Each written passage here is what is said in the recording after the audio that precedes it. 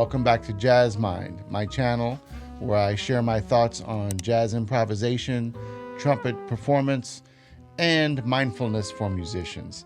This is my second installment of Motivational Monday for musicians, and I have a simple question for you. Are you creating enough right now in this season of your life? Undoubtedly, there are some of you out there who you could honestly say, you know what? Yes, this has been an outstanding, fruitful period of my life. And I just got to say, fantastic. Bravo, you inspired me. I want to speak to those of you who perhaps haven't been your most creative selves in a while and maybe break down a few reasons why you've been stagnant. One of those reasons is your schedule is just completely overbooked right now.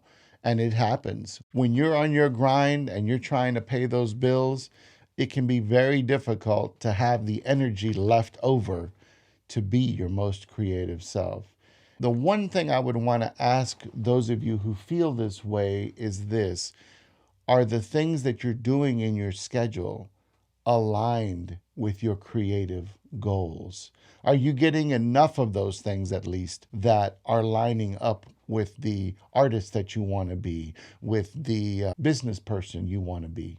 And if the answer is no, then it might be time to start taking a look at that schedule to see where changes can possibly be made or at least transitioned so that you can start doing more of the activities that you're passionate about and that will bring out those creative juices.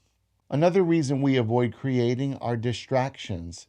And let me tell you something, between TV, social media, and video games, there's a whole lot of distractions to be had.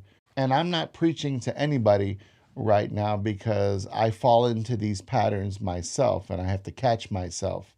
In fact, one of the ways that's been helping me to avoid distractions is when I'm planning content for this channel, I step away from the laptop, step away from my phone, and I pick up the old trusty notepad and pen. In fact, you can even see right there, are you creating enough? You see that? This method has no notifications, no pop-up ads, no nothing.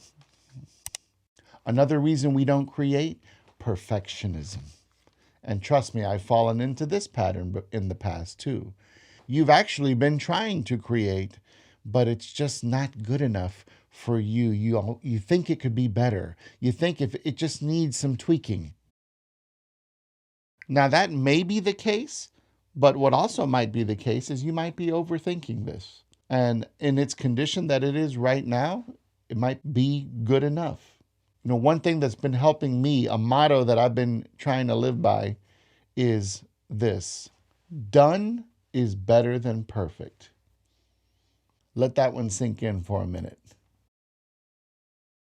And all of these reasons that I've laid out might actually be pointing to the final reason that I want to discuss, which is fear. Fear of failure, but also fear of success, fear of what may come if what you put out there, the music you put out there, or the online presence that you put out there. And this is a tough one because I think in order to put yourself out there in any capacity takes a certain amount of courage. But guess what? Courage is not the absence of fear. Courage is moving forward and taking action despite the fear. For those of you who think fear is actually what's been holding you back from going to that jam session or putting that new project together or starting that new side hustle, I want to encourage you to not let the hypothetical judgment that is out there, don't let that keep you from moving forward, especially if you're creating what you're passionate about. This is a super important question because I really believe that when people are creating art or creating content or creating a business or creating a musical project that is aligned with who they truly are as a person, creating should be like breathing at that point. You know, this whole YouTube thing for me is quite new.